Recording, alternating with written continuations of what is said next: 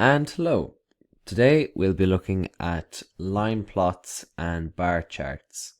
So you should already be familiar with looking at different types of data, but now we'll be looking at how do we actually represent that data graphically, and how do we make inferences and ask questions about that data by looking at the charts.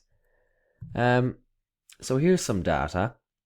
I have over here, I have the children per family. So these are family sizes. So this would be family size 1, family size 2, 3, 4, 5, 6. So this is how many children. So in this case, this is 1 child, 2 child, 3 child, 4 child, and so on.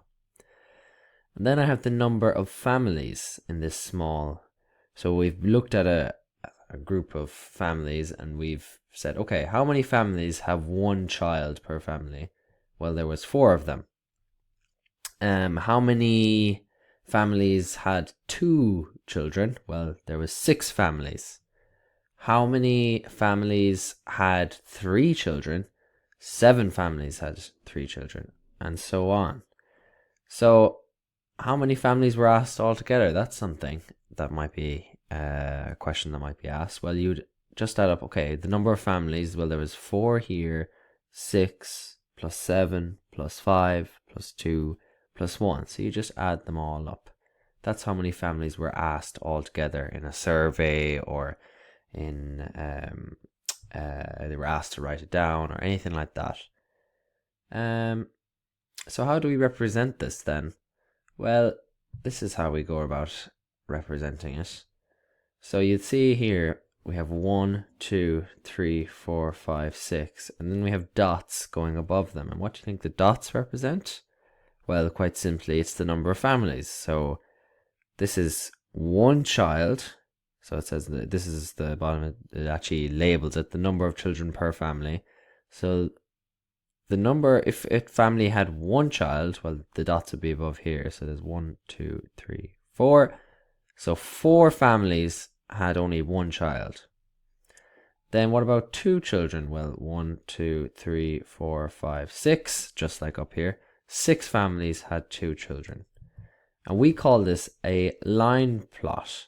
So it's just, you have your children's per family going along the bottom, and then you have these kind of lines with the dots.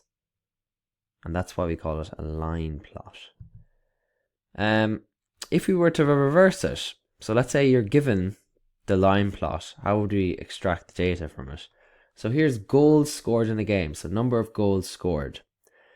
So this is 0 goals scored, 1 goal scored, 2 goals scored, 3, 4, 5, 6 goals scored. So how many games were there no goals scored? Well, there's 2. 1, 2. How many games were there 3 goals scored? Well, you'd count the dots. 1, 2, 3, 4, 5, 6. So if you were to fill this in, and the number of games, and those are the goals scored, well, you just count the dots. So this would be 2. Next one would be 1, 2, 3, 4, 5. And then you go 1, 2, 3, 4, 5, 6, 7 for the 2 goals scored, and so on. So you can just fill it in like that. So that's if you were given the plot and you have to extract the data from it. Okay, different kind of data now. Transport to school. So you have your bus, and then car, train, walk, bicycle, and then we have the number of students. So what does this 14 actually represent? What does it mean? Well, it says bus above it and then number of students. So this is the number of students that take the bus. So it will be 14. Next bit, well, what would the 12 represent? It would be the number of students that take a car. The train, the number of students that take a train would be 8, and so on. So this is a little bit different now to the other data that we were looking at, where there was 2 kind of numbers we were focused on. Now there's only 1 number, but there's 2 categories. So how would we represent that graphically? This is how we'd represent it graphically. So how do we read it off? So we have we have our categories down here. We have bus, car, train, walk, bicycle. So they're the different transports, and you see it's even labeled. And then on the side, going up, the y-axis, we have the number of students. So they've decided, whoever drew up the graph, went up in 2s. You could go up in 1s if you want. You could go up in 3s. You could do whatever you like, but it still has to be accurate. So they did in 2s. 2, 4, 6, 8, 10, 12, 14, 16 for every box. So if I went halfway up through the box, that would be 15. If I in the middle here, that would be 13. They just didn't bother to write it in, but that's what that represents. Anyway, so how do we read it off? Bus. So we have this kind of bar going up, and it stops at 14, and it goes, and then it comes back down. So 14, it's the height of this kind of bar, goes up to 14. And you can see, look, bus, the number of students is 14. What about car? Well, we look at the height of the bar, so it goes all the way up to 12, yeah? And that's how many cars there were. Train, well, if I see how far it goes up to 8, and you can see, and then you can read it off like that. So, as I mentioned, when we're doing this type of chart, where there's just your categories, and then you have kind of a number related to that category, we do the categories along the x-axis. So as you remember from coordinate geometry, we have the x-axis going along horizontally. And then we have your frequencies. So what do I mean by frequencies? That's the number of per category. So in this case, it's the number of students. That goes along your y-axis, going up here. So going vertically. And we call this a bar chart. Very simply, because there's all these different bars. Okay, what if we were to reverse the process? We're given the bar chart and we have to find out some data. So we have car colors.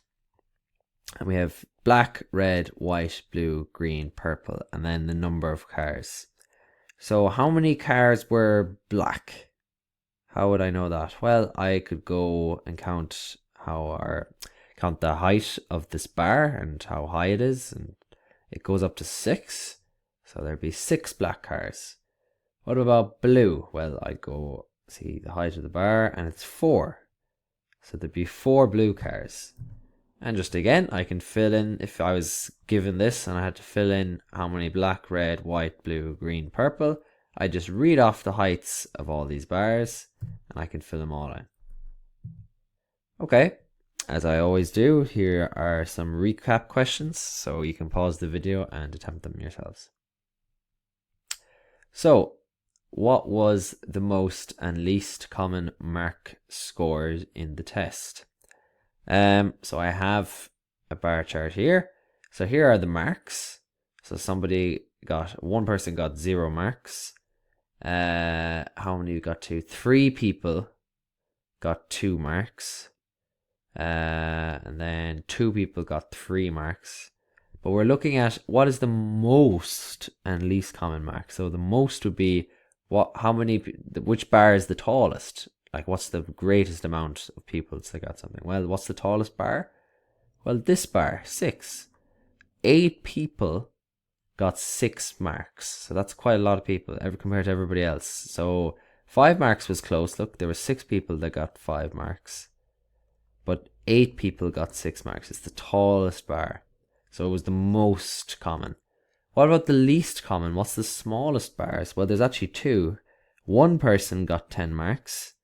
And then somebody over here got 0 marks as well. Okay.